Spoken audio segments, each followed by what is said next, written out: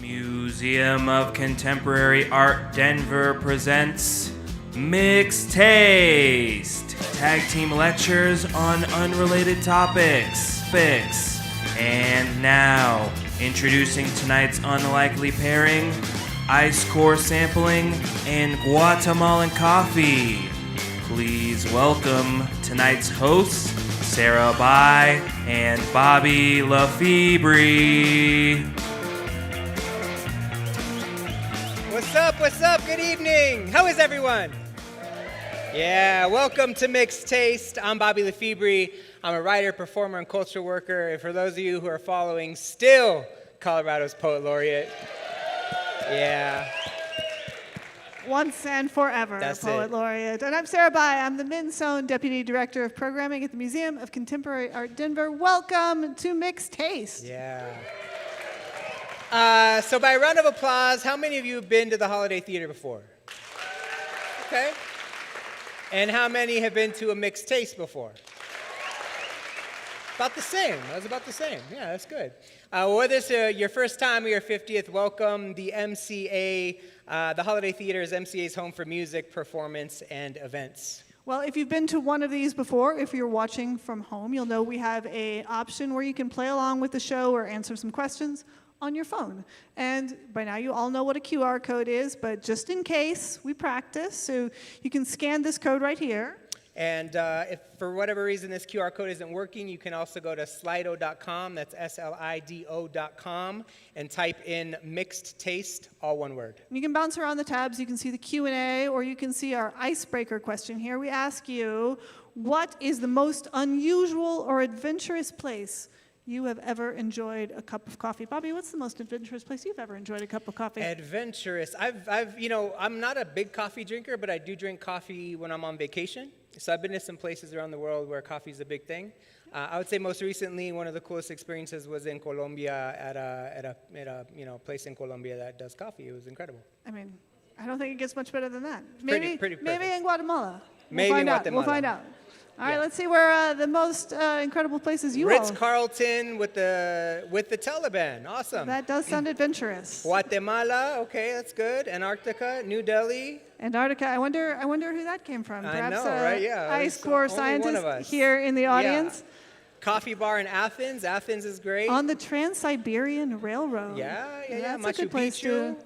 Machu Picchu, Vietnam. The beach Yeah, of that was Koh nice. Lanta, Thailand. Atitlan's beautiful, of course, and the Amazon. Yeah, The that Green sounds Bus great. Cafe, a mountain town in the Sierra of Oaxaca. Man, you guys get around. Istanbul. This is a very well-traveled Yeah, crowd. that's Like, good. look at you going places, I mean, I was going to drinking say coffee. like the Denver Diner at 2 a.m.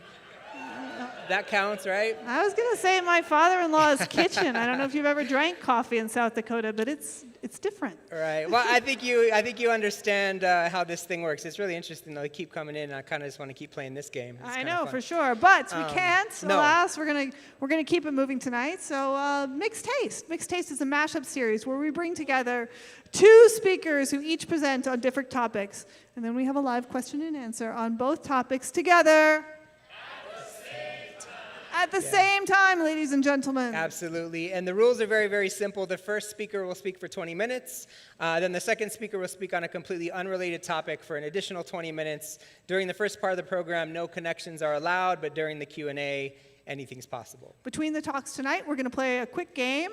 And then at the end of the evening, a local poet, Franklin Cruz, will create a poet live in-house of what we all learned tonight. Blessed be the poets. You all ready for the first speaker? Yeah. All right. Richard Nunn has been the assistant curator of the National Science Foundation's Ice Core facility in Denver since 2010. He's handled thousands of meters of ancient ice from the far reaches of Antarctica and Greenland, spending much of his time in a freezer kept at a chilly negative 24 degrees Celsius. In 2018 and 2019, he spent 6 weeks living and working on the Greenland ice sheet as part of the international team of ice core drillers and scientists. And because Mixed Taste is cooler than a polar bear's toenails, he's here with us tonight. Welcome to the stage, Richard Nunn.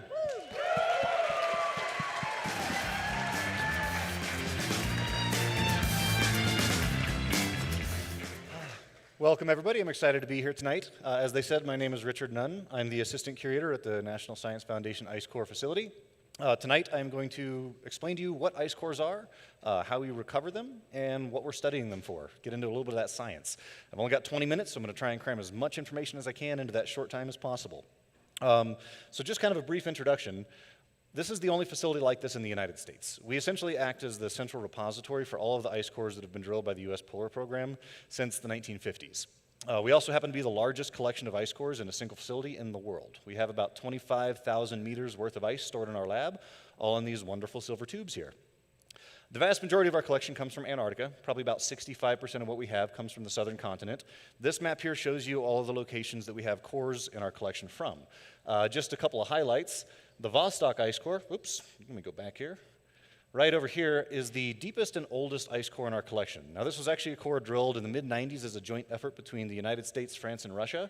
Don't ask me how those three countries got along then, but we got a great ice core out of it. This core was drilled to a total depth of about 3,600 meters, and the ice at the bottom of that was dated to about 420,000 years old. That is the oldest continuous core we have in our collection. The Europeans drilled a core that is currently stored in Copenhagen, right about here at a place called Epica Dome C. That one dates back 850,000 years. That is currently the oldest continuous ice core that's ever been recovered. We're hoping to find one upwards of maybe 1 to 1.5 million years within maybe the next decade.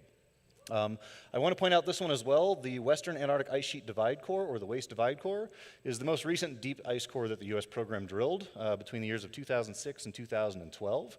A lot of the pictures you guys will see in this presentation come from that project. You'll notice that a lot of these cores are kind of isolated in this region, what we call Western Antarctica. The main reason for that is that our main base of operations, a place called McMurdo Station, is located right about here. So logistically speaking, it's just a lot easier for us to drill in this area. But there are lots of other cores that have been drilled in the other parts of Antarctica by other countries because ice core science is truly an international collaboration.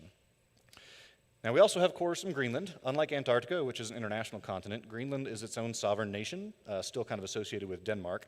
So a lot of the work done in Greenland is done by the Danes, or at least with their permission or in conjunction with them.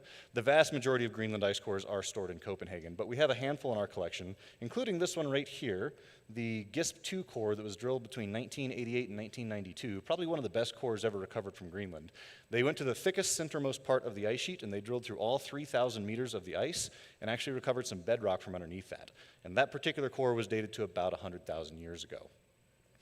Now, we can drill cores essentially anywhere in the world where it's cold enough year-round that whatever snow falls over the wintertime doesn't completely melt in the summer, allowing these layers of snow and ice to build up. So clearly, the two major ice sheets of Greenland and Antarctica are the best places to go, but we can also head to some of these high alpine regions throughout the world and drill cores in these mountain ranges. Now, how do these ice cores form? As you can imagine, on these ice sheets, you have this snow that's falling, and because it doesn't melt, it just slowly builds up over time and compacts. But we don't actually get solid ice until we're usually about 100 meters beneath the surface. Prior to that, what we're drilling into is a material that we call fern. And fern is compacted snow. It actually looks and feels an awful lot like styrofoam, just really cold. And it is essentially a solid, it holds its shape, but for lack of a better term, it's fluffy. It still has air flowing through it. It's not until we get to this zone, usually roughly 100 meters beneath the surface, that the pressure is so great that that fern compacts into solid ice. And at that point, any of the air that was flowing through that becomes trapped in these air bubbles, which is probably one of the most important aspects about ice core research. This is the only source on the planet we can go to get direct measurements of what our atmosphere was comprised of tens of thousands or hundreds of thousands of years ago. This is a wonderful picture of what these ice cores look like when you shave them down into these tiny little thin sections and essentially look at them under polarized microscopes, so you can see the crystallization of these ice cores. It looks very different than ice that is just frozen from water. This actually was a picture taken by somebody in our audience, a wonderful photographer named Dirk Hobman, who's here tonight. So when it comes to actually going and drilling these ice cores, especially in some place like Antarctica, as you can imagine, the logistics are quite complex. Our field season is pretty limited. It's about 3 months out of the year. We usually deploy around October and get out of there by the end of January, early February. Because of the location of McMurdo, it's relatively close to New Zealand, so that's kind of our staging ground. We'll send all of our people down to New Zealand in October. It's not uncommon for them to get stuck there for a week or two while they're waiting for weather to clear so they can actually fly to Antarctica. And I don't know about you guys, but I feel terrible for these poor scientists stuck in New Zealand in the middle of the summertime. I just don't know what they do with themselves. But once they do fly out, they head to McMurdo Station, which is probably the closest thing to a city we can say that the U.S. has in Antarctica. It's our major base of operations and acts as the jumping off point for all of our deeper field research. Once they get there and they're ready to head to the field, they will fly out on one of these aircraft. This is called an LC-130. There's a handful of these that are run by the 109th Air National Guard. In the austral summer, they go to Antarctica and ferry people to and from their field sites. And in the Northern Hemisphere summer, they head to Greenland and do the same thing. These are essentially old military aircraft that were modified specifically to work on the ice sheet. And when I say modified, I mean they stuck skis on them. So they will then fly out to their field camp. This is an aerial view of the Waste Divide field camp, a pretty typical layout. We've got our skiway here, our fuel supplies. These lines of structures are called Jamesways, and there are a handful of those that are heated because the average temperature here in the summertime was between -20 and -40 degrees Celsius. So it was nice to have like a mess hall and a rec room to go get out of those temperatures. Over here is what we refer to as Tent City, and that's where folks sleep. I would say at night, but night's kind of a relative term in Antarctica during the summer because the sun doesn't go down for about 4 months. And then the actual drilling is done in the drilling arch that's way over here because they ran that thing 24 hours a day, 6 days a week, taken off on Sundays, Thanksgiving and Christmas. And it generated a lot of noise. So at any given time, there's folks sleeping over here and they don't want them to be disturbed by that. This is one of those nice cozy Jamesways. This is where people hang out when they're just wanting to be warm or chilling. On the other hand, this is what folks are sleeping in. This is very similar to what I spent my time in Greenland. These are what we call Arctic ovens. These tents are designed with this yellow material with the idea in mind that they're essentially trying to take the heat from the sun and bake the inside of that tent. Now, where I was at, the temperature was normally around -15 degrees or so, and at the height of the day when the sun was at its highest, if it wasn't super cloudy, I might get a degree or two above freezing in there, which is actually quite toasty when you're living at these temperatures. And then this is the bus to get around camp. This is how we get people and supplies around. You can see they're heading off to the drilling arch there in the background to start their day of work. Now, one of the issues with having these sorts of field sites is that we're only there, as I mentioned, for a few months, and then we abandon them during the winter. So any structure we build slowly but surely gets buried in ice. As I mentioned, this project ran from 2006 till 2012. You can see what it looked like in 2010 when they got there. So you can imagine the amount of work each season that went into just digging things out of the snow before they could actually start drilling. It got to the point where in the final few seasons, they were just accessing the front of the drilling arch, and by the end of it, they were parking on top of the darn thing. Inside the drilling arch is the actual drill itself. These drills will kind of vary in design, but for the disc drill, the deep ice sheet coring drill that they used at Waste Divide, it was able to drill about 3 meters of ice at a time. So this entire mechanism could rotate and then basically drop straight down into the trench that they dug and go down and drill 3 meters of ice. The time it takes to drill 3 meters is about maybe 45 minutes to an hour, but you have to factor in the round trip. This was a 3,400 meter core, so when they were near the end of this project, it took them about a 5-hour round trip just to go down and drill 3 meters of ice and bring it back up to the surface. But when they did, we got these beautiful ice cores. So once they get those cores up, they would then cut them into meter-long segments, measure the depths of those, of course, pack them into these boxes in these nice silver tubes to get ready to come back to the States. One of the fun things that they would do with this was to shovel a bunch of snow in there because in Antarctica, snow is essentially free packing material. This ice usually comes back to us in the early spring when it's 60, 70 degrees outside, and we're unpacking dozens of these boxes and just throwing the snow in the parking lot. And I tell you, there are a few joys in life like having a snowball fight when it's 70 degrees outside. So they will paddle tows those boxes, they load them onto one of the LC-130s, they do what's called a cold deck flight where they turn the heat off. They fly them to McMurdo and put them in these specialized containers called safe core containers that are insulated with redundant generator systems. They can cool them down to about -35, keep that ice nice and cold for its entire journey back. Generally at the end of the field season, they would send an icebreaker in because at this point the sea ice is growing. They need to clear some space for the container ship that's going to arrive that those safe cores go on to. It then takes about a month and a half for that container ship to go from McMurdo to Port Hueneme, California, where they offload those containers, put them onto a flatbed truck, kick those generators on, and drive them out to our facility, where we can then offload them and stuff them back into our freezer. This was the shipment that came to us in 2010, the year that I started. It was the largest shipment of ice we ever received, which geared us up for the largest and most complicated core processing line we'd ever done. Super fun, because this was 2 months after I started working there. But basically what we would do is take every single one of those meters, double check all of the measurements, and then we would cut them into all of these various different pieces to go out for analysis. What are we analyzing? Why are these cores important? Honestly, there's a lot of really cool stuff we can learn from studying ice cores, but the real big driving force behind them is to understand our climate. Simply put, ice cores are one of the best records, if not the best record, of how our Earth's climate has changed over the last few 100,000 years. As you can imagine, there's literally thousands of things that we have to study in these to really get a full picture. But without getting too granular, the main things we're trying to figure out is how our atmosphere has changed over time, specifically looking at things like greenhouse gases, how global temperatures have changed over time, and then, of course, time. If we couldn't date these cores, none of this information would really mean a whole lot to us. So, how do we study the gases? Most labs are going to be focused very specifically on one gas so they can fine-tune all their instrumentation to it. So, for example, this is my good buddy Ross Bodette at the Scripps Institute in La Jolla, California, and he is studying methane. So he's going to take his little sample and put it into this vacuum-sealed chamber and essentially just lets it melt. And then he can pump that gas out, run it through a mass spectrometer, and calculate the concentration of methane. The folks doing CO2 have a similar method with one large caveat. Carbon dioxide dissolves in liquid water, so they can't actually put this in just a vacuum chamber and let it melt. Instead, they put it in a vacuum chamber that's inside of a freezer, and then there's a bunch of different techniques I've heard of, but my favorite one was described to me as a high-tech cheese grater. Whatever they can do to basically grind or grate this ice up and do what they call dry extraction to extract that CO2, and then once again run it through a mass spec and calculate its concentration. The temperature is always a bit more tricky for me to explain, so bear with me. I've got some new slides here. I think this will make it a little bit easier. What we're doing is studying the stable isotopes of the actual atoms within the water molecules, specifically hydrogen and oxygen. For tonight, I'm just going to focus on oxygen. So what we're looking at is the concentration of your regular oxygen atom, as well as our isotope of O18, which just has a couple extra neutrons, which means it weighs more. Now, throughout the world in the oceans, there's a pretty normal amount of this heavy water, as we call it. In the case of the oxygen isotope, it's about 20 out of every 10,000 atoms is going to be this heavier isotope. So, using that information, we can kind of figure out what the temperatures were at the time that this snow fell. And we do that because we understand this process called fractionation. Essentially, water from the mid-latitudes evaporates and it has this mixture of these heavier isotopes. As it travels towards the poles and it gets colder, you get this condensation and precipitation falls out. And it generally prefers to drop out those heavier isotopes first. So, if we look at a graph showing the temperature gradient from the mid-latitudes to Antarctica, this is showing two different temperature profiles. Warmer is the dark blue line, colder is the light blue line. That's a temperature difference of just a few degrees. When we look at the isotopic ratios, we see these curves where essentially those heavier atoms in these colder temperatures are dropping out faster and faster. So by the time it precipitates in Antarctica, there's significantly less of that heavier oxygen and of the heavier hydrogen.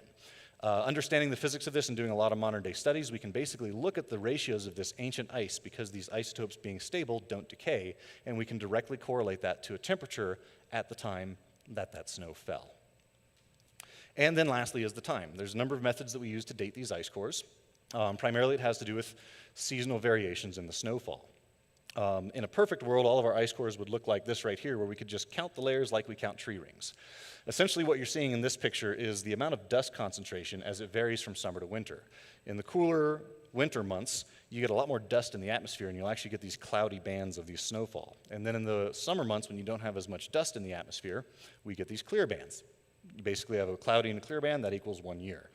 Now, a lot of these cores that we have don't have enough dust concentration for us to see that visibly, which is why we have a thing called an electrical conductivity machine. It runs these electrical probes over the ice, and it's able to actually pick out the concentration of dust as it goes up and down because that higher dust concentration conducts electricity better. That's what you see on this picture right here. Ignoring that big spike for a second, what we're seeing is these peaks and valleys showing the winter and summer seasonal variations in conductivity. That can then be verified when we do our chemical analyses because there are certain chemicals that fall onto the ice sheet that are heavily dependent on the presence of sea ice. As you can imagine, in the wintertime, when a lot of sea ice grows around Antarctica, it's blocking a lot of the ocean chemistry from falling onto the ice sheet. In the summer, when that sea ice melts, there's a lot more interaction between the ocean chemistry and the ice sheet. So we see these chemical signatures that also show us seasonal variations, and they match up very nicely with what we see here. Now, when we do see a big spike in conductivity here, that's what happens when we see something like this. That's the most brilliant volcanic ash layer we've ever seen in an ice core, but we actually find volcanic ash layers all the time. In the Waste Divide core, there were something like 250 volcanic events. What's cool about that, even though these volcanic layers may be as thin as a pencil line, we can look at the chemistry of that and identify its source, because every volcano in the world, when it erupts, has its own unique chemical fingerprint. So when we find these volcanic ash layers, we can tie them to that particular event and then use radiometric dating at the site and determine exactly how old that volcanic layer was, and it gives us a very pinpointed date of that volcanic event that we can use to make sure our continuous dating is accurate. So, once we've kind of done all of this analysis, we can do what scientists love to do, and that's make a whole bunch of squiggly lines and try and interpret what those mean. So this is data from the Vostok ice core showing about 420,000 years worth of climate change. And just a few things to point out here. Oops, sorry, keep pushing the wrong button. Go back. The blue line here is showing carbon dioxide, which ranges from about 200 to 300 parts per million over this time period. The red line, 0 is about where we're at today. This is roughly 8 degrees colder than we are right now. And the green line is showing methane, ranging from about 400 to 700 parts per billion. So there's a few things that jump out to us when we look at this kind of data. First and foremost is that these two major greenhouse gases and the Earth's temperature pretty much move in lockstep with each other, which really didn't come as much of a surprise because we've understood the nature of the greenhouse effect for quite some time. But what the ice core data did was it gave us numbers. We could see exactly how much these things changed and over what period of time. And that rate of change is incredibly important. The other thing that we see is that there's somewhat of a regular pattern going on here. We have these periods of about 100,000 years or so where temperatures are roughly 8 degrees colder than they are now. And then over a couple thousand years, things will warm up, stabilize for about 10,000 years, and then cool back off. Once again, this didn't come as much of a surprise. This is what geologists refer to as the glacial and interglacial cycles of our ice age. Our planet entered into our most recent ice age about 2 million years ago, and we are smack in the middle of it right now. We just happen to be in one of these nice warm interglacial periods. The reason that we know about this is because this sort of change leaves its evidence behind in the geologic record. While 8 degrees Celsius may not seem like a whole lot, if we go back to the last period, the last glacial maximum, about 13,000 years ago there, this is what North America looked like. This is the Laurentide ice sheet. And just to give you kind of a perspective, at this time, New York City was under nearly a mile of ice. So as you can imagine, this sort of ice sheet growing and scouring the land is going to leave its evidence behind. Speaking of New York, if you ever go to Central Park and look at any of the rocks exposed there, you'll see all these striations moving in the same direction. That's evidence of these glaciers scouring the land as they advance. Now, on the other end of that, when things start to warm up and those glaciers start to retreat, they drop all that material that they picked up in these massive debris piles that we call glacial moraines. My favorite glacial moraine to go visit is Cape Cod, Massachusetts. Pretty much the entirety of that cape is one big moraine from when the ice retreated about 12,000 years ago. So again, we see evidence in the geologic record of this ebbing and flowing of these ice sheets as the planet warms and cools. But with the ice core data, in this case we're looking at the Epocha data showing 850,000 years, we can see exactly how fast these changes were happening and what was going on in the atmosphere. And that's a reason why there's a fair amount of concern these days, is that when we look at the ice core record, we never see carbon dioxide levels rise above about 300 parts per million. And the difference between the planet being where it's at now and 8 degrees colder is equivalent to the change of about 100 parts per million of CO2. As of this year, we're sitting around 425 parts per million of carbon dioxide. That's 140 parts per million higher than it was in the pre-industrial era. And we didn't get there in 2,000 years. That happened in a century, really most of it in the last 50 years. We know very much that that is due to human activity. We can look at the isotopes of both the carbon atoms in both methane and CO2, and we can determine where that came from. And we know the excess CO2 in our atmosphere is very much due to the burning of fossil fuels. So when we look at a chart like this, we're seeing basically the last 2,000 years of carbon dioxide staying relatively steady in pre-industrial era, and then it suddenly jumps off of the charts. So the ice cores really give us a good understanding as to how our climate has changed in the past. And we can use that to inform what's happening now that humans have gone in and kind of dialed some of these numbers up. Everything that we understand about the natural forcings of the planet is that we are in a situation right now without human intervention that over the next couple thousand years, temperatures should be gradually cooling off. And if you look at the last 2,000 years of temperature data, there does seem to be a bit of a cooling trend until the Industrial Revolution, when we took this very slow cooling trend and reversed it into a quite rapid warming trend. So when it comes to trying to figure out what the climate's going to do moving forward, it's a really difficult question to answer. Because something as complex as the Earth's climate system, if we want to know how it's going to react to some kind of change, generally we look to the past and see how did it react to this kind of change the last time. Well, this has never happened before. So we are in unprecedented territory when it comes to what's going on with our greenhouse gases. So in order to model what we can expect to see moving forward over the next 50 years or 100 years, based on what we do in terms of our emissions, we need to have information to feed into these data models. And the best source of that information is these ice cores. I'm always fond of the phrase, the key to the present is understanding the past. And the ice cores are the best record of our past climate, of how these changes happen naturally. And by using all of that data and then feeding that into these algorithms and these models that are constantly being refined, it gives us a better understanding as to what's going to happen moving forward. And hopefully we can use that knowledge to inform our policy, to inform our technology, to make the changes necessary to address this issue that is pressing to all of us that share this planet together. And I nailed it, 20 minutes.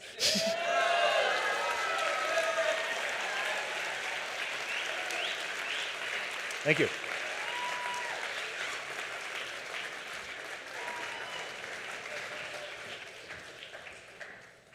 Oh my gosh, I love that stuff. That was amazing. Thank you, Richard. So good. So fun.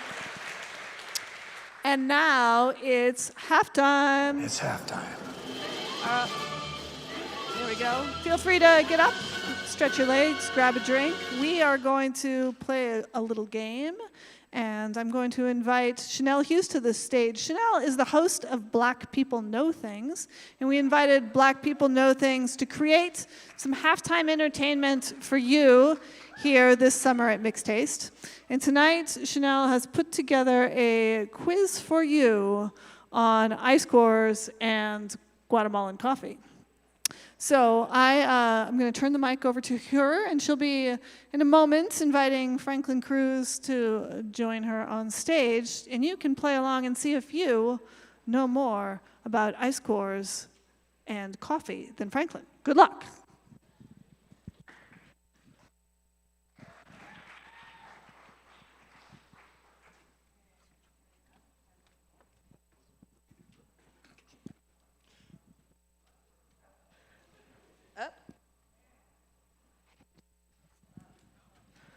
Up. We're here. We did it. Hey, y'all. Welcome to Halftime with Black People Know Things. I'm your host, Chanel Hughes. I'm a local comedian and an original born and raised in Denver here. So I'm so happy. Yes, to be here with y'all tonight. I'm going to do a little bit of comedy, if that's okay. Yeah? Please, somebody say, please. Okay. I got you back.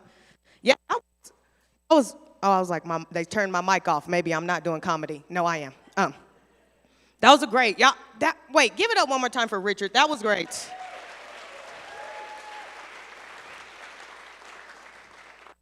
Every day I'm like, oh, yep, I'm doing comedy, I'm changing the world, and then Richard comes, and I'm like, I'm not doing shit, you know? Like, I'm not doing anything, you know? That was so amazing. I always love learning, and it's like, he was talking and going through all these things, and I didn't know everything that was going on, but I feel smarter, you know? Just being in the same room, you know? Oh, okay, it's back on. I lived in Denver my whole life, and I used to, right before the pandemic, I was in a relationship, and me and the man broke up, you know? Right? I mean, who would want to lose me, you know? The main thing that sucked about that is that we decided to get a dog together. Right, y'all feel me. He ended up keeping the dog. I was like, whatever, you know. I moved on with my life. I hadn't heard from them. And then a couple months later, I received a court summons for dog support. Yeah, ladies, watch y'all's back. These men can read, okay? Watch your back, okay? And I'm going to be honest, the entire reason we broke up is because he cheated on me, you know? Right, super boo. I don't even know if that dog is mine, you know? I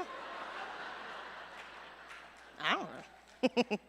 Where's Caesar Milan when you need him, you know? He's not here. My life is a bit different now. I recently lost 60 pounds. Yeah. Self-care, taking care of myself, you know? So now in the South, I'm considered Beyonce. You know what I'm saying? Y'all know what I'm saying? I'm skinny in the South. That's what I'm trying to tell y'all, okay? Once I get past that Mason-Dixon line, yeah, you know? Y'all know. I have a wife now, so things have really changed. I am. I'm married. I've been 2 years married to my wife. And y'all can clap. I know it's not June, but y'all. Sometimes people are like, just only clapping in June, and I'm like, no, please clap all year. We have a 7-year-old son, and I don't know if you've met this demographic of people, but it's always an interrogation, never a conversation, you know? Like, we're just sitting, we're watching Space Jam, we're chilling. I'm enjoying LeBron James, okay? And he turns to me and he goes, Chanel? And I'm like, what's going on? He goes, do butterflies fart? I'm like, I don't know, you know? It made me question my citizenship on Earth. I was like, I should know that. I live here, you know? Thank you. That's a good laugh. You have a great, like, I don't know who you are, but yes, okay? Oh, man. We took him to the park recently. You know, we took him to the park every day in the summertime, and he's seen these kids having lunch at the park. He got really excited. He was like, ooh, I wish we could have lunch at the park. And I was like, that's a great idea, you know? His mom was like, we could grill some meat, some veggies, and he goes, or we could grill some nuts. And I was like, you don't know how shit works, do you? And he don't, y'all. He's dumb, you know? But they come down here a bit empty, you know? We're working. I think I'll do maybe one more joke, and then we'll bring Franklin out. Sounds good? Yes? Yes? A couple summers ago, Denver had a geese problem. I don't know if we still do. I don't know if y'all remember this, okay? Right. They was killing the geese, feeding them to people. They was giving away geese, frozen geese to people. Yeah. Because there was too many geese. The geese was leaving 5,000 pounds of poop every day. And that sounds stressful if you Mayor Hancock, I guess. I don't know. That sounds stressful, you know? How many pooper scoopers can you get? And so they started killing the geese and serving them to people, you know? And I'm reading the article, and at the bottom, it was like, these are wild geese. We don't have to test them before we give them out. I'm like, that, right? Like these are wild geese. They could have went to Cancun this summer, you know? Like I got to get tested before I get 8. You know what I'm saying? Just.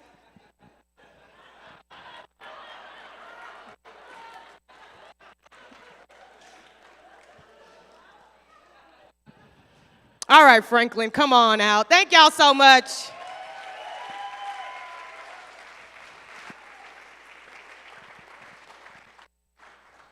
Yeah. Oh, That was okay. a wild joke you just did at the end. I know.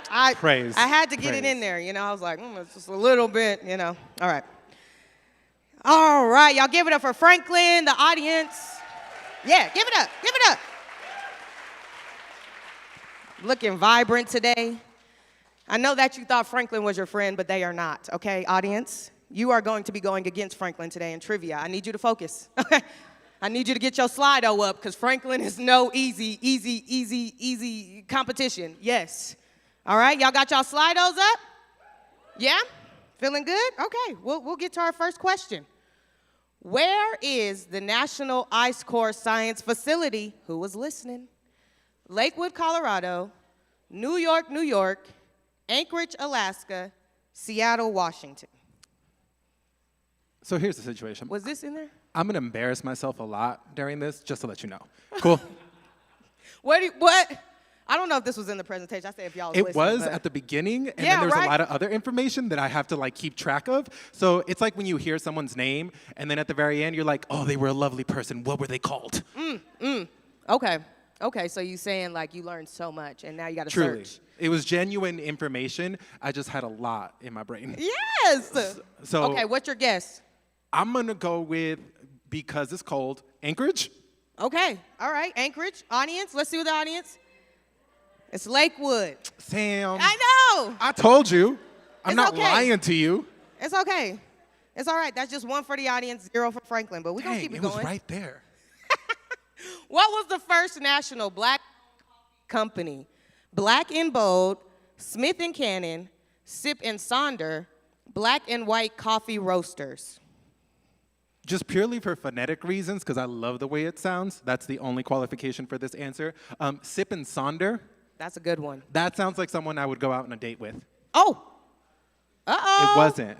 The answer is Black and Bold, the audience. 2 for the audience.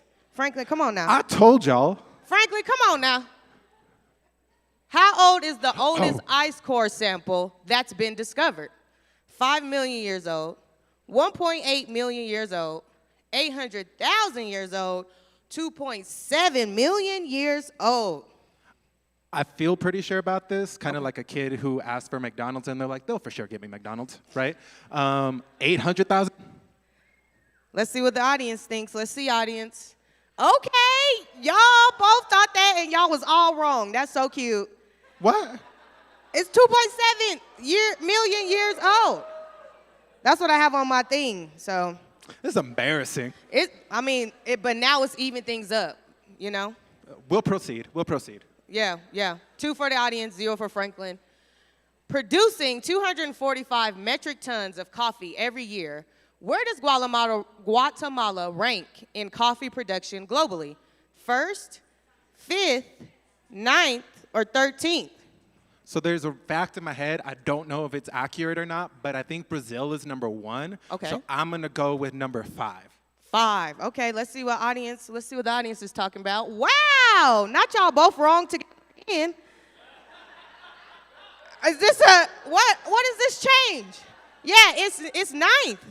This is the same as like when you're trying to flirt with someone and it's just bombing, but there's witnesses. Yeah. Yeah, that's exactly what's happening right now. I'm dropping like fire come-on lines, and they're not landing at all. You got to get at least one. I didn't get one. My bad. This isn't the last one. We got more. You got to get at least one of these.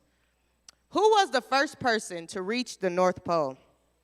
Christopher Columbus, Matthew Henson, Amerigo Vespucci, Leif Erikson. Well, I'm only going to consider 3 answers because one of them's an idiot. Right? But also, I haven't gotten the correct answer anyway, so let's try. I want to go. See, here's my situation. I want to go Amerigo Vespucci just because it's got an old-sounding name. And I was like, people probably got to Antarctica before people were naming people Matthew. So I'm going to go with Amerigo. That's I like that. It was Dang, Matthew. It was Matthew. I'm not going to lie. I saw a very standard name, and I was like, you have to have a more adventurous name to adventure. And I was like, Matthew seems like he goes to the grocery store. Yeah, in Antarctica, you know. Typical Matthew. Isn't that a name in the Bible? That's a first name, I think. Oh, dang. I never heard of Amerigo. All right, here we go. This famous Guatemalan actor won an Emmy for his role in Euphoria. Oscar Isaac, Arturo Castro, Eric Chavarria? Chavarria, yeah. Thank you. Thank y'all. And Coleman Domingo.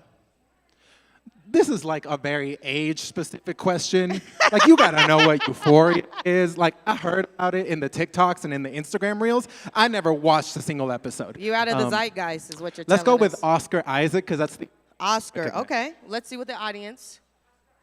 Whoa, wrong. It is Coleman Domingo. See, I feel like you gotta be 25 and under to have a shot at this question. So the audience 3... Franklin 0.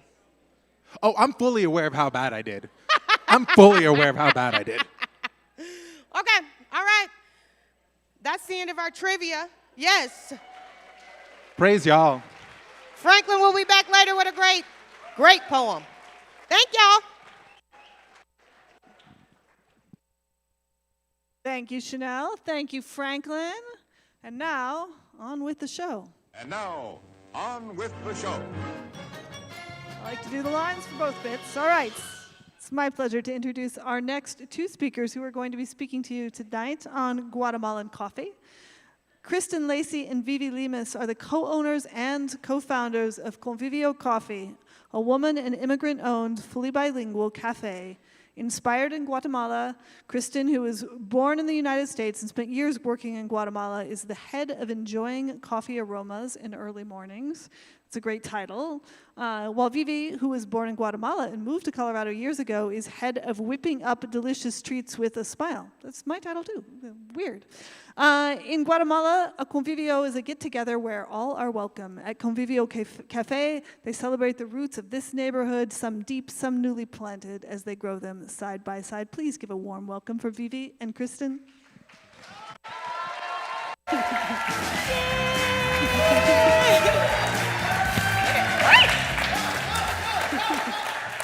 Yay!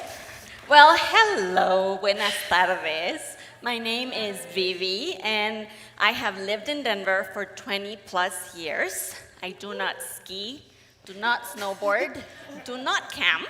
I've been to Casa Bonita twice as an adult willingly before it was cool. And this is Kristin. Yes, buenas tardes. So I'm Kristin, and I actually originated in Oklahoma. Honey, Oklahoma? Oh my God, we got like multiple.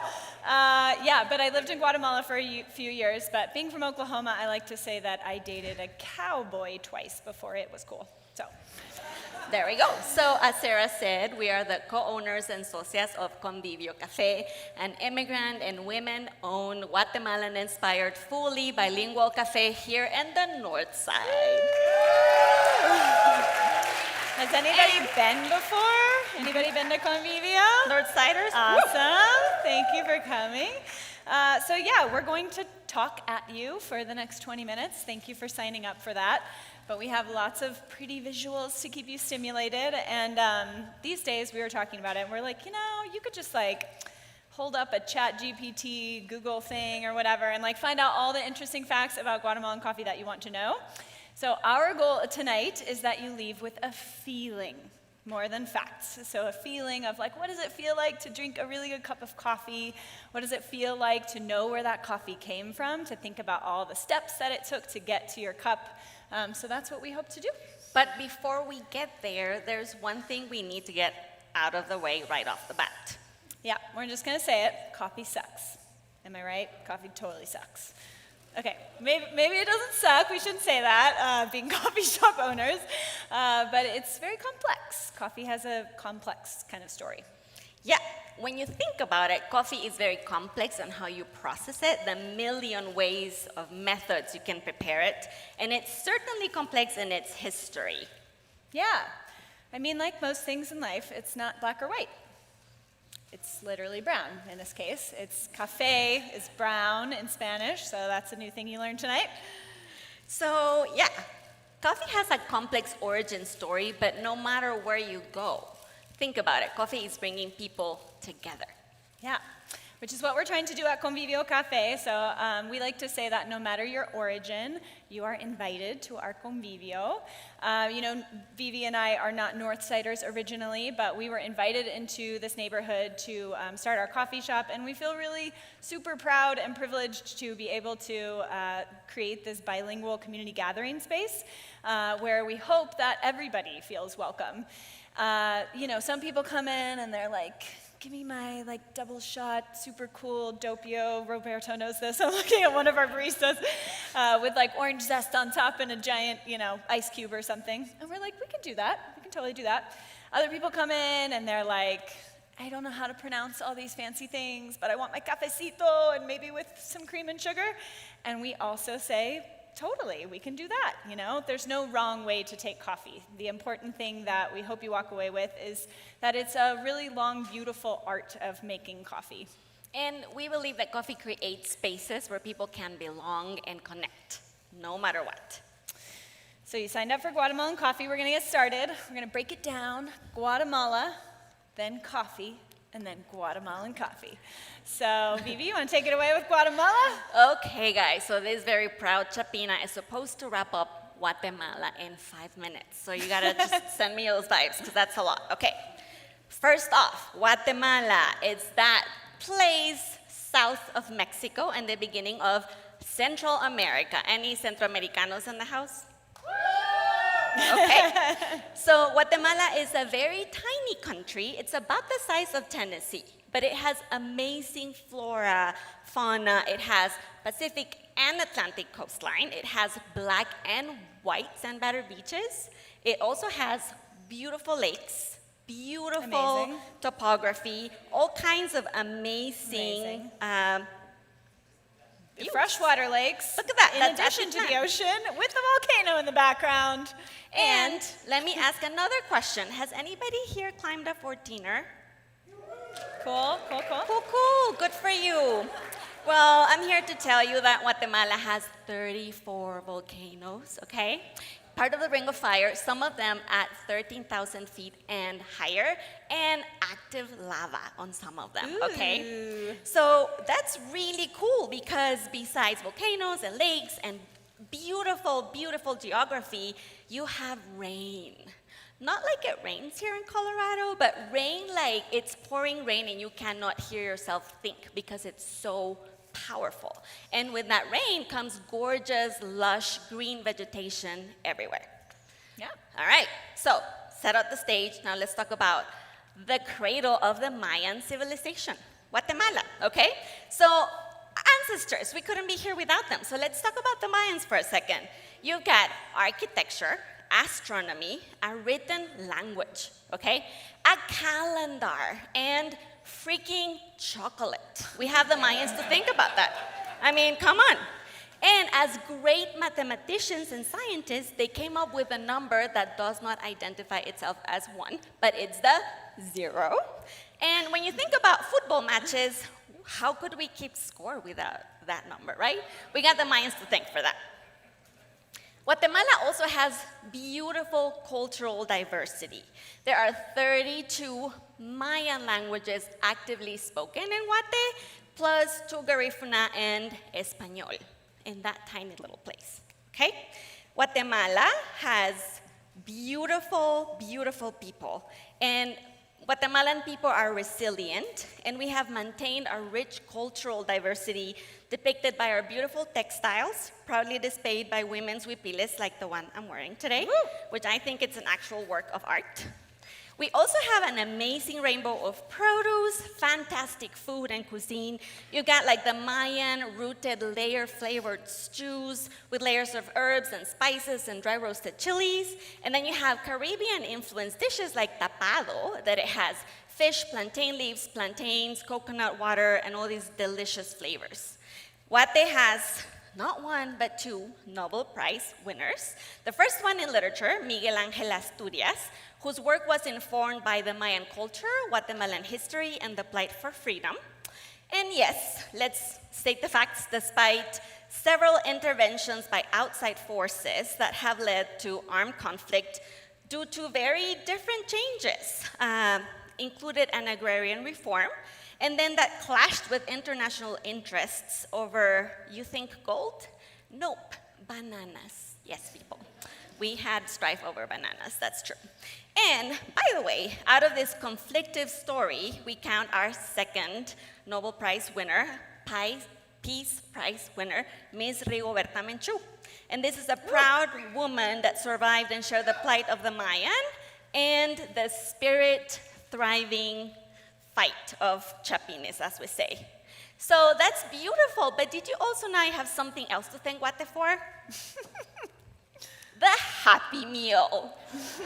You all thought that was American, but guess what? This Guatemalan lady came up with a Happy Meal and CAPTCHA, and Duolingo, people, for what you can say de nada to Guate, okay?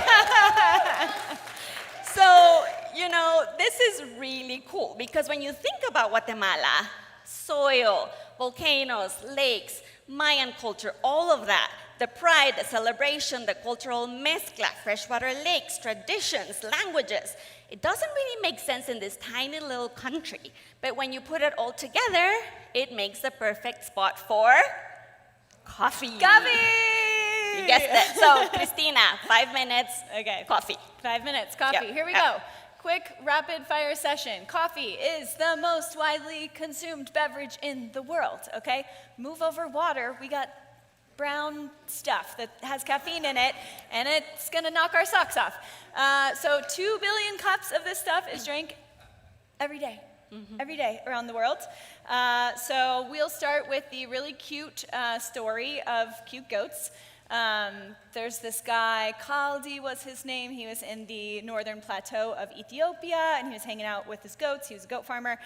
Goats ate these berries. They start walking in circles. They don't stop for a while, and he's like, what's going on? So he tries the berries, and then he's like, this is cool. I can stay up all night and do my 24-hour prayers.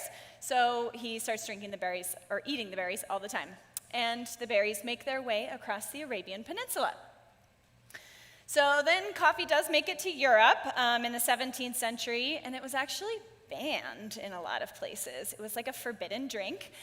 Some people called it the bitter intervention of Satan. Yum, right? Yikes. Okay, yikes. That's tough. They preferred tea, I think. But eventually, the Pope drank it, and he was like, this is cool. So it got the papal approval, and then everybody jumped on board. But, you know, we have to remember, this is a freaking drug, people. Just like the freaking chocolate, it's a freaking drug. So, you know, kind of like other substances that we have going on in Colorado right now, it's like it's not legalized, but it's decriminalized or something. So we're not totally sure. I don't know if anybody got that joke, but there's a substance that's not decriminalized, whatever. Anyway, so it's living this status in Europe, coffee, and it's like kind of, you know, maybe from hell, but also totally ordained by the Pope.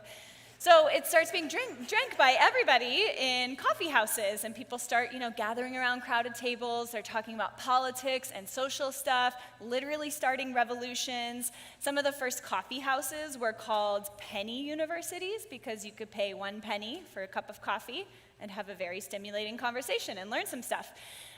So this was all really cool. Then it goes to the Americas, and we do need to acknowledge that it was brought to the Americas by the colonizers. So this is not a product that was originally in the Americas. These folks are bringing seeds with them and planting them all over the place in like tropical forests and volcano hillsides, and you know, it becomes really popular. So we love to call coffee beans our favorite beans, right? But what is coffee? Is it a bean? No, it's a seed. Somebody said that in the front row. Yeah, extra points. So coffee is a seed. It looks like this. It starts out really tiny. Takes like 3 to 5 years to grow into a full tree. I don't know how to use a pointer, but it's like the middle picture. And it's really beautiful. And then these white flowers turn into cherries. Freaking cherries, people, real cherries. So it takes a lot, though, to get to this little seed inside, which is what we call the bean. You know, from the like drunken goats in Ethiopia all the way to the flat white with oat milk, whatever. It took hundreds of years of people doing super creative things to figure out how do we get from a cherry to a delicious drink. So we're going to talk about a little bit of that processing. We start with literally the cherry. It's a cherry. It's just a cherry. It's a fruit. Then you have this layer of stuff called pulp, and then this stuff called mucilage. Sounds gross. It's actually not. It's like the sweetest part. And then you get to the little seed bean that we love. Bonus points for the quiz or the game or the whatever later. The cascara is actually the like peel of this cherry, and you can take that and turn it into a tea. It has less caffeine than coffee, but more antioxidants, and we sell it at Convivio. So you can come get some. All right, so this processing takes a lot. This is a depulper, so you literally have like millions and billions of cherries that you gotta get through, and it moves through a machine like this to take off that first layer of fruit. Then you have to get off the mucilage, the gross sounding stuff. How do we do that? Da-da-da-da. We ferment it. Who knew that coffee was a fermented beverage? Yeah, silence. Nobody knew that. All right, so yeah, we have to ferment it. So fermentation does 2 things. The bacteria are kind of like eating the mucilage off of the seed bean so that we have the bean to roast. And then also it's infusing flavors. So another shameless plug about Convivio, we have a coffee right now that's fermented with apples and jocotes, which are like a wild pear. So it has like this incredible, interesting flavor. So you should come try that. After you ferment, you gotta dry. You have to wash, then you gotta dry, and you gotta put it in a greenhouse. Long story short, this is a very difficult, long, meticulous process, okay? Like you have to put a lot of attention onto a lot of details. Remember, this is a food, so we have to pay attention to every step that we take with it so that we're not drinking something that's gonna make us sick, and also we're drinking something that's super delicious. I was telling Vivi, I feel like coffee processing is kind of like dating. It's like, you know, you see the cherry and you're like, oh my God, the cherry's so cute. And like, I totally dig it. And then you're like, damn, it has like so many layers and baggage. Like, is it gonna be worth it? But then you peel and you peel and you peel and you get to that sweet thing in the middle and it's totally worth it. So all of that hard work, that is like the hard work of dating. It's worth it. Is done by humans, real people, okay? You guys, specialty coffee, the kind of coffee that you want to be drinking, is all harvested by hand. Every single little cherry is picked at the right perfect time when it's ripest by hand. These are two farmers that we work with in Guatemala. This is Luis in Antigua and Ellen in Fraijanes. Their families help them harvest. Like I said, it takes, they plant the seedlings, takes 3 to 5 years for this thing to grow, start producing fruit. Then they've got to harvest. They have to go through all that processing that we just talked about. And then usually they sell it into a supply chain. This is the problem with coffee. It's a really, really giant supply chain. And you'll notice there's only one tiny icon for farmers in this supply chain, which I hope you know by now in the presentation is ridiculous because the farmers do about 90% of the work that it takes for coffee to get into your cup, and usually they're left with about 10% of the profit of a bag of coffee. So very unfair supply chain. They sell it to importers, exporters, distributors, roasters, blah, blah, blah. It finally gets to a coffee shop near you, and you might order a Starbucks-style Frappuccino mocha thing with whipped cream and sprinkles on top. And we're like, con gusto! Totally, we can totally make that. Because the truth is that it really doesn't matter how you take your coffee. There is no wrong way to take your coffee. What's important is honoring and celebrating the people who work really hard to get you this delicious thing. There are lots of ways to drink coffee. Jordan and Turkey, they put chicory in it. In Vietnam, they like it with sweetened condensed milk. I had that this morning at Vinh Xuong in Southwest Denver. Very good Vietnamese coffee shop. And then, los Cubanos in Miami are like, espresso is super dank, dude. I need some raw sugar in that stuff. So there's no wrong way to drink coffee. Okay, you guys paid for Guatemalan coffee, so we're gonna talk about that next. Go for it, Vivi. So, you ready for this? Guatemala has the best conditions and the best people to have some of the world's most incredible coffee. And yes, I might be biased, but let me show you the science behind it, okay? First of all, remember the topography we talked about? We talked about volcanoes, rainfall, vegetation. These are the conditions that create the perfect complex microclimates for coffee to grow in, and that produces very complex flavors. Guate prouds itself in being the first origin country to profile specific coffee regions in that tiny little country, showing that varietals or different types of coffee, microclimates, and growing conditions impact directly how your coffee tastes. So getting to know the regions of Guatemala can give you an understanding of all the range of flavors of Guatemalan coffee. So, for example, you have Café de San Marcos by the Cuchumatanes up in the highlands, and then you have Rainforest Coffee in Coban, and as Kristin said, we have Fraijanes, where Ellen and Ashley's farm is, and we serve the Café de la Casa at Convivio from Fraijanes. Other interesting fact is that Guatemalan coffee is shade grown. As you can see in this gorgeous image, coffee is grown under a canopy of diverse species of trees. And that creates biodiversity that benefits birds, bugs, and the coffee cherries themselves. And nearly half of all Guatemalan coffee is grown by smallholder farms. What does that mean? That means that every cup of Guatemalan coffee that you drink, there is a family behind it. A family that harvests it together, a family that changes and moves with the season of picking coffee, eating cherries in the field, and recognizing the perfect shade of red when you hand-pick each cherry from the tree. So all of this diversity and honestly magic creates Guatemala's coffee, which is some of the best in the world. Yeah, so Guatemala is like always winning these international awards for Cup of Excellence, all this incredible recognition.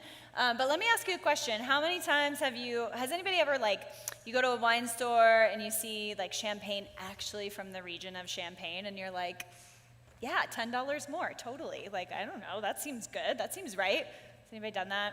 I do that. So yeah, but like, nobody's really talking about what does it look like when it's single origin from Guatemala or from many other regions, but especially Guatemala. Who grew your coffee? You know, if we see a state label that's like Francois from Champagne region, what's the difference? What happens when we say es Petrona Perez from Huehuetenango that grew this single origin coffee, processed it herself with her family, perfected her art and craft to bring this incredible thing to us?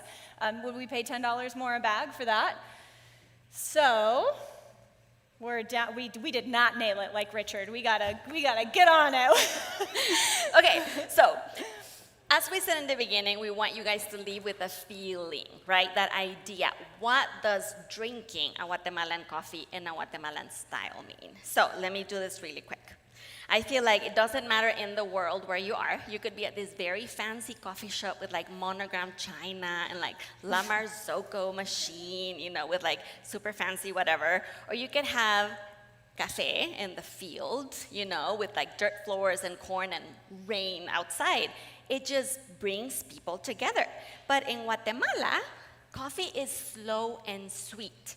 And don't get me wrong, I'm a city girl. I call myself a city rat because Guatemala City is bonkers, it's super busy. But coffee in Guate is not about getting caffeinated, carrying it with you all day, getting on to the next thing and going and going. It's about holding time and space together. It's about sharing with a neighbor. It's about sharing with your friend. It's about the time that you take to sit down and savor together. It's about sobremesa after a really long Sunday lunch and, you know, catching up with your tia. So, you know, when you think about Guatemalan coffee, you kind of have to think about like pan dulce or champurrada dipped for a split second where you're enjoying that time together. Yeah. So, you know, we like to say hold your friends close, hold your coffees closer. And when you do, think about this cherry. Think about where the coffee came from, all the hands that it had to touch to get to your cup. Does it make you want to curl up with a nice book? Does it make you want to start a revolution, potentially? Decriminalize a drug? Does it make you think of your abuela's house or go next door to Panaderia Rosales for a concha or pan de lote that I had this afternoon that was like so good? Yeah. So while we think that Guatemalan coffee is the best of the best, what we hope you realize is that coffee does not have one single origin. See what we did there? But it comes from a lot of places and it's been through a lot of hands and there's no wrong way to drink it. We like to say that coffee is the ultimate Democrat, or maybe the way that we hope Democrats are in the future. And it's accessible. Coffee's accessible. It code switches when it has to. It democratizes energy, okay? It's fueling the soccer mom and the DACA dreamer, the stockbroker and the farm worker, and this city rat Chapina, and this Oklahoman Denverite living out our dream in the North Side. So thank you so much for learning about Guatemalan coffee with us.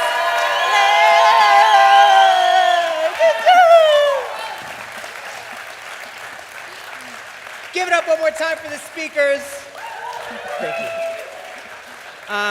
That was wonderful. I was able to spend some time at the beginning of this year in Guatemala in January, and there was a slide here of Tecatitlan, and you know, you mentioned volcanoes and cafe and lakes, and it really is a truly beautiful place, and I really love the focus on where it comes from.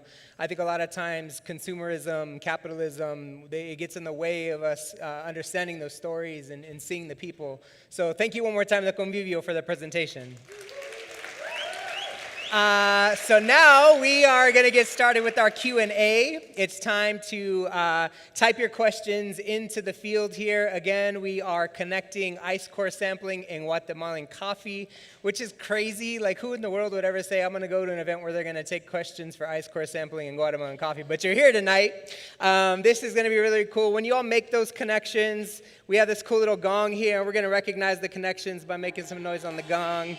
Yeah, how'd that feel?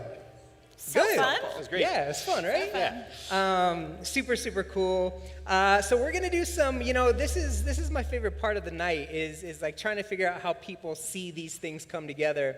And we'll just hop into it. Y'all feel okay with that? Yep. Good, good. All right, so the first question is, what age or location of ice core sample would make for the best brew water for coffee? I mean, I think pretty much any of the ice in Antarctica is probably going to be some of the purest and clearest water you've ever had. So I would go with one of two options, either going as deep as you can, getting some of that lovely 800,000-year-old ice. That 800,000. Way more age than any of the coffee. Yeah, Saturday. Or like a common year for us to think about putting in drinks is what we call Jesus ice, right? About 2,000 years old. Jesus ice. Hey. That would be a pretty All right. expensive Nice. drink. I love it. Any additions to that? You want your coffee to be at 195 Fahrenheit when you brew it. So I don't know how you're gonna. I Just don't know gotta how you boil a take bit Jesus longer. water and get to 195, but yeah. I love it. That's great. Let's see here. Okay.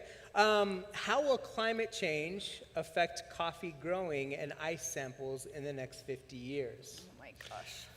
I mean, that's a huge thing, not just coffee, pretty much all of the crops. As things warm up, we're getting changing weather patterns, which, I mean, as you pointed out, that's one of the reasons why Guatemala is such a great place for coffee, is the sheer amount of rain that they get.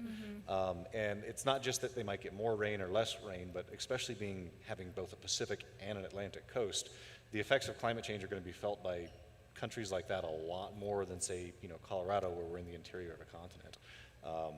I don't know enough to say exactly how much effect that's going to have, but it's definitely not going to be great. Yeah. Any thoughts, Vivi? I think that with the seasonality of what coffee harvesting has looked like historically in Guatemala, like even the school year is designed to be around harvest time. And that has to deal with how much rain and when is rainy and dry seasons. And we're starting to see a shift in that. It's not as predictable as like rainy season starts here and then you have dry season. So I was just about to ask you about that. You work with families who have been doing this for, in some cases, I'm assuming generations. Yes. And I'm sure that they have noticed a pretty significant change in the last few decades. absolutely. And I feel like what we really love about the farmers that we work with is that they are very aware of that. So they are not only practicing really good environmentally friendly practices as far as the biodiversity and how they try and make sure that everything is like sound, but they're also reproducing that with smaller, I can't say that word, smallholder farmers that probably don't have that knowledge, and they're passing it on and training it on so that this can be more sustainable long term. When we think about sustainability, especially in relation to these conversations, especially in Guatemala, we lean on science, we lean on conversation, but one thing that we don't do enough is reach back to indigenous practices, right? All we need to know is what indigenous people have been teaching us and practicing from beginning of time. And so some of the work that we need to do is not necessarily looking so far into the future, it's touching back so that we have a future to go to in the future. So next question, is there a large volcanic event seen in the ice that originated in Guatemala?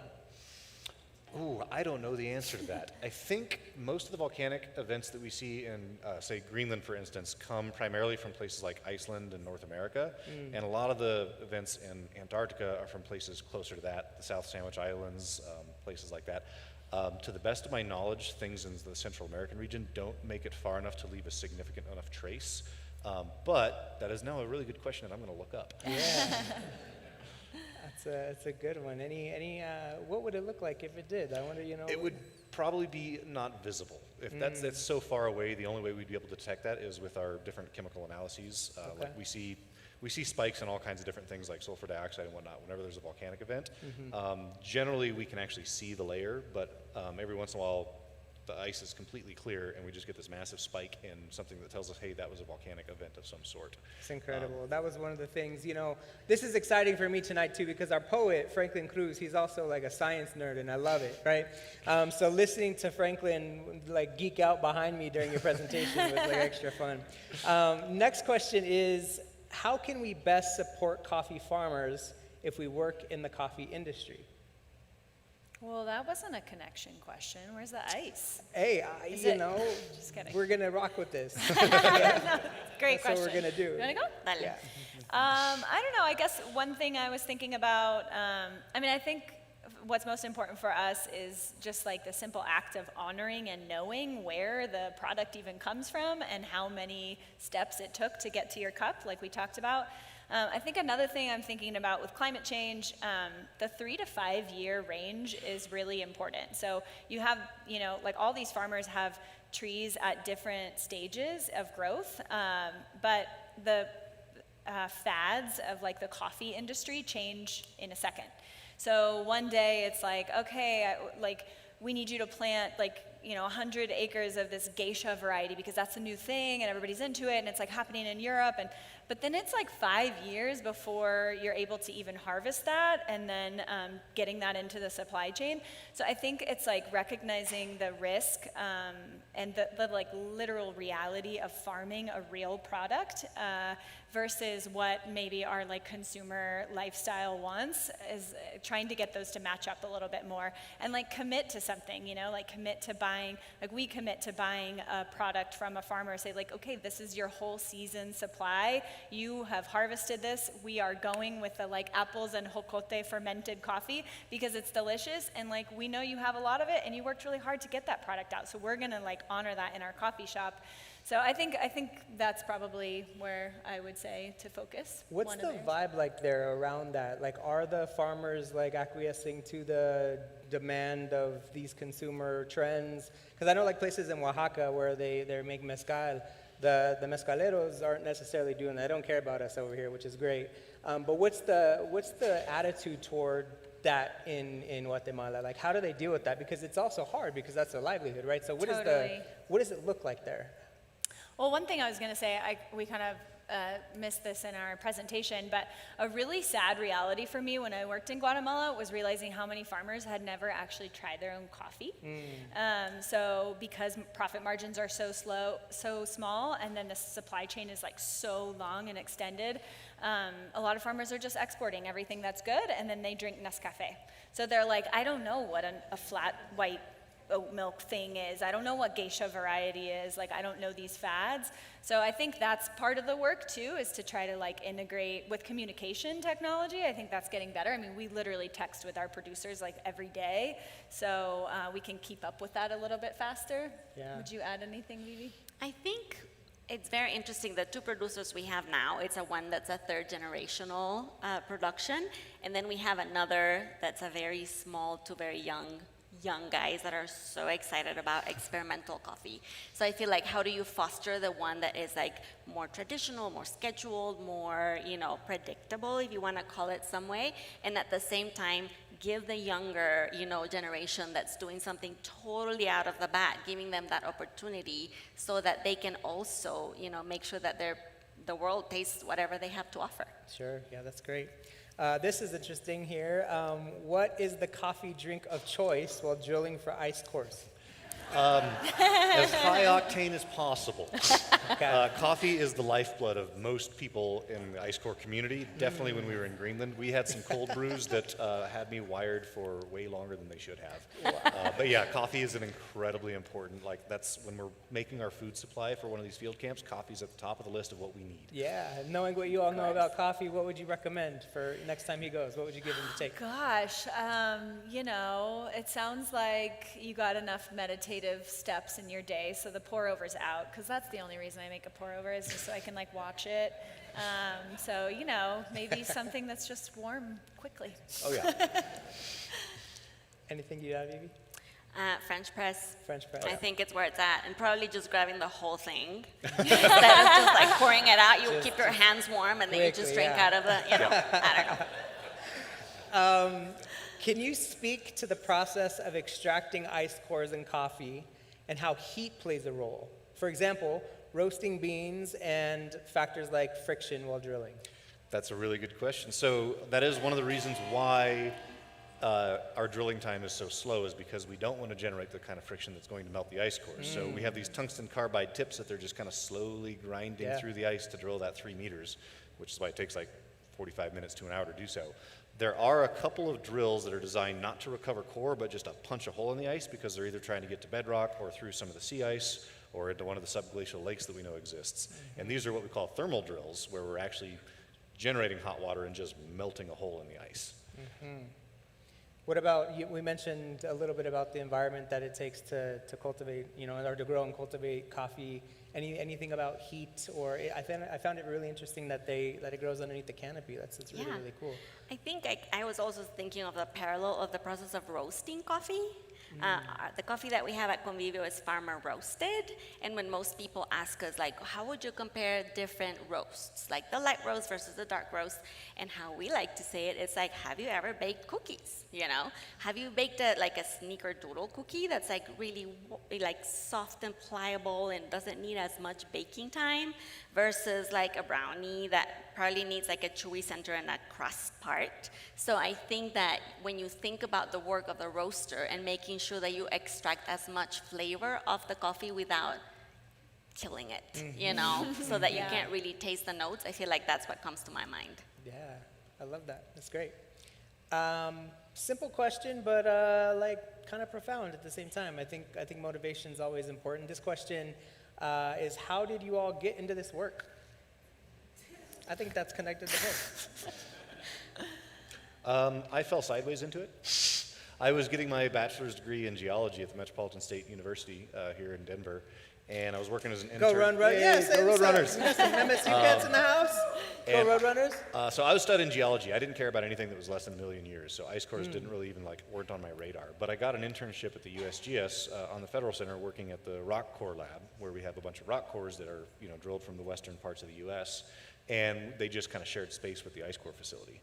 By the time I graduated in 2010, the only jobs I could really find within geology were in oil and gas, which I didn't really want to do.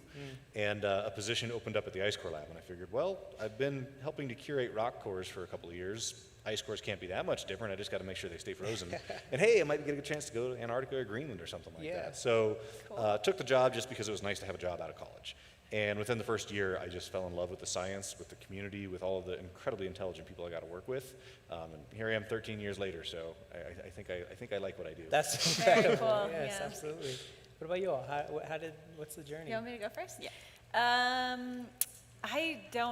Sideways, I think I fell. I guess I think about, I grew up in Oklahoma, my Oklahomies, there's a couple of them here. And I was in my hometown, and I got a job as a barista, and I don't know, I was just really craving seeing the different diverse parts of my community. And once I became a barista, I realized how much diversity was in my small town in Oklahoma. Just everybody walking in the door, and I got to, and it's all kind of, like we said, it's almost democratized. It's everybody's sort of on this same level in the coffee shop. So I got really interested in that idea, just the sociological concept of a third place. Your first place is home, your second place is work. And these third places are where we build culture and community together. So I got really interested in that, and then I went off and did other stuff and agricultural stuff, and but I always kind of se me quedó this idea of creating a bilingual space that was more honoring to the culture of the people that were growing the coffee that we drink. So. And then I met Kristina here, and I used some Guatemalan slang, and she's like, oh, sos chapina, which means, are you a Guatemalan? And I was like, yeah. And she shared this dream with her, and I was like, I have been drinking coffee since I was very, very young, supposed not to drink coffee because I was too young. And I love coffee. I'm one of our biggest customers because I can't do life without coffee. So she told me about the concept of convivio, and I was like, sign me up. And then my partner over there was like, you actually do know that you need capital to be able to open a small business, right? And I'm like, right, we'll get to it. So it only took 8 years. 8 years later, that's how we fell into it. Great. But it's been really fun to learn a lot about the actual theory of the coffee, being a coffee drinker and a Guatemalan. So that's been a really new journey for me. That's good. That we've been talking a lot about hip hop during this series, and Biggie would say, don't get high on your own supply, but that's all right. I do, I gotta say. Freaking drug, remember? It's a freaking drug. It's a freaking drug. Next question is, how will climate change affect coffee cultivation throughout the world? Similar to what we were talking about, as we're just seeing everything changing. Things are warming in some places, cooling in others. We're getting a lot more energy in the system, more intense storms, things like that. It's going to change the seasons at which these things are grown. It might even change the pace and the rate at which they're grown.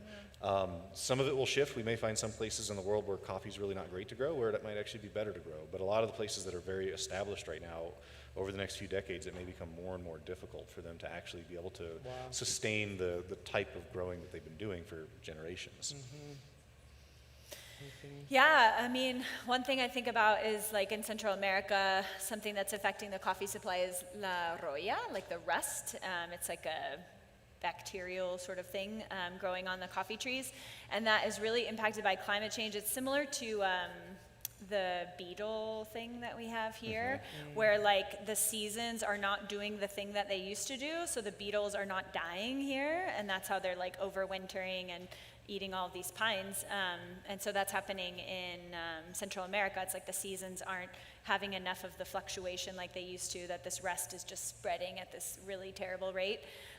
So yeah, I think it'll be affecting, pests and bacteria and, other problems that the crop is going to deal with. But as Vivi was saying, it's really incredible to see how, and I guess going back to that previous question, like something we can do to support is like shortening that supply chain and shortening the connection of communication with some of these universities and like incredible scientists that know, like, okay, let's do a different variety, or let's plant it 10 days earlier, or whatever we can anticipate, connecting that with the farmers who are actually doing the work. So. Yeah. Anything else? I think we're very proud to work with Ellen that you saw on the slide, and she is an actual, she's a mastermind. So I feel like she has a lot of knowledge. She's one of the first agronomists as a female in Guatemala that went to college and university to study that. So I feel like when you talk to her and you understand, again, how practices, how biodiversity, how planting, this kind of trees by this kind of things, and then how they're trying to bring that knowledge that you carried, from generations and from the land itself, and how do you perpetuate that? I think that is going to be key to the future. I love that. We all love frozen ice cores, but what about freeze-dried coffee? I know nothing about freeze-dried coffee, I'm going to be honest. I don't know. Never had it. We've had some. Do you have it up So there. these field camps that we go to are there for 5 or 6 years, and the food storage is just buried under the ice. So I've definitely had some coffee that was pretty old. Yeah. It wasn't coffee, but one of my buddies that was at the South Pole Station overwintering, he was eating, it was some kind of canned food or something, or it was a frozen vegetables, and they realized it was from like 1976. Man. Still got some nutrients in there. Yeah. So I'm sure I've had some coffee that's been sitting under the ice for a good Yeah. What did you learn about history in that experience? That's a very good question. Let's see here. So is dating ice anything like going on a nice coffee date? That's a good one. Interesting. I'm trying to think of a right way to answer You're that. the only one that can answer this. You're the only one that's dated ice. Yes. We're dating ice by counting layers, and when you go on an iced coffee date, you're trying to peel the layers apart of the person. Good job. Muy bien. Took a minute. What would you add to that? That was pretty perfect, but maybe we can talk. There's just a lot of layers in dating. Am I right? So much. I don't know.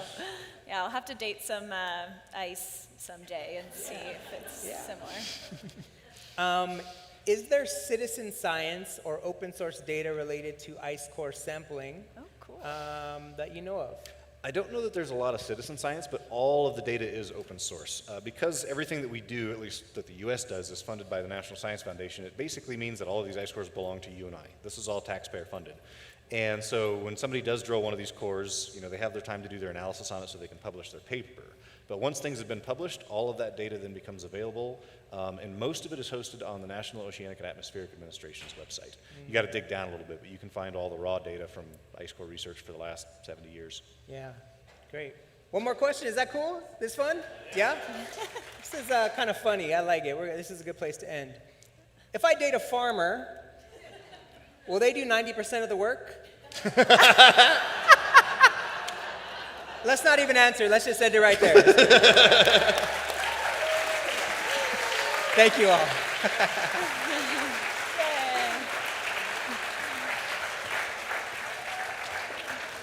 Fascinating, right? Like, I just love this thing. My problem is I could do this Q&A all day long. Like, it's so cool. So we are at the point in the show where we give away a prize to the person that made the coolest connection during the Q&A, as chosen by Dele, our digital producer. And fitting for tonight, we have a pour-over device that we are giving away. All the things, right? And then we get this nice little MCA tote bag to go along with that. Yes, you could clap for the prize. So where's our best question? Our best question, is it, let's do a drum roll while we got the question coming to us. Come on. Drum roll. All right. I feel like I'm at the Oscars. This would be good. All right, let's see. Tonight's winning question. So this is I think Vienta is the person that submitted it. And the question is, how will climate change affect coffee cultivation throughout the world? Is Vienta with us here tonight? Are they online? Right here. All right. Give it up for the winner. There you are. Absolutely. Congratulations. Yes, prize time. We won. That was great. And now, again, I don't know how they're going to do it, but if there's one person that can do it, it's Franklin Cruz. Welcome up to the stage, our poet for this evening, Franklin Cruz.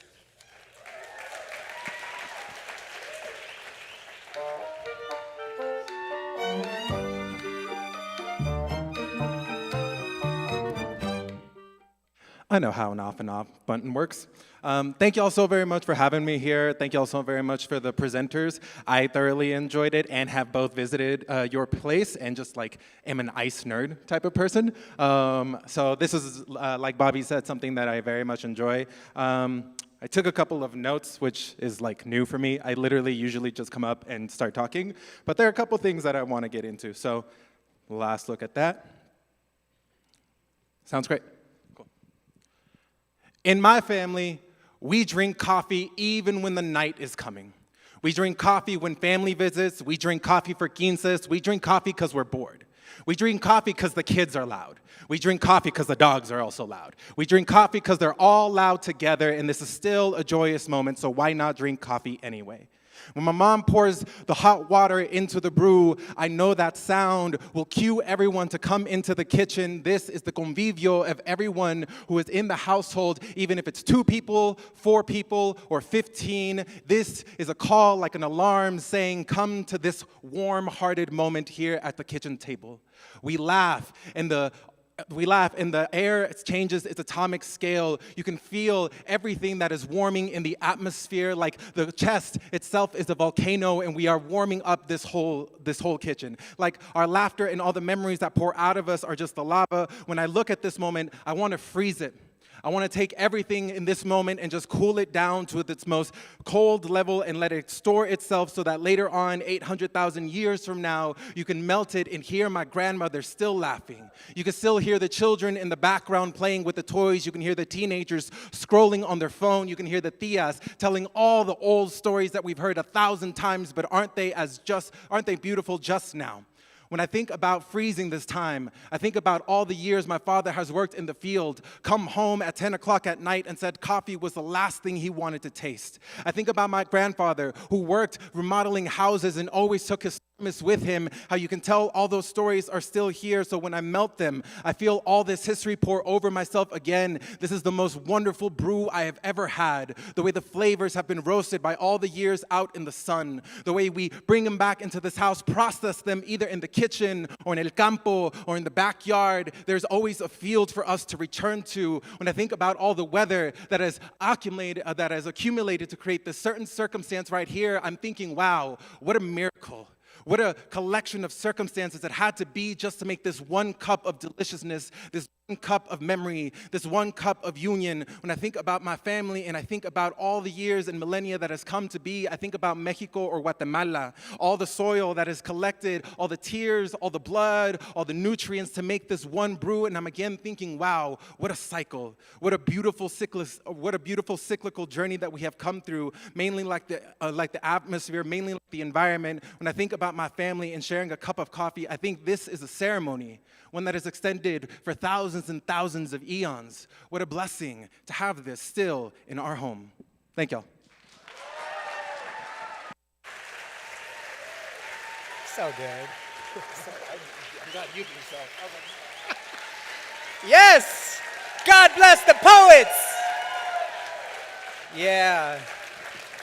You know, I'm poet laureate or whatever, but I can't do that. Like, I just can't do that. I just can't just make stuff up as I'm going. That's not what I do. So give it up for Franklin one more time. That was amazing.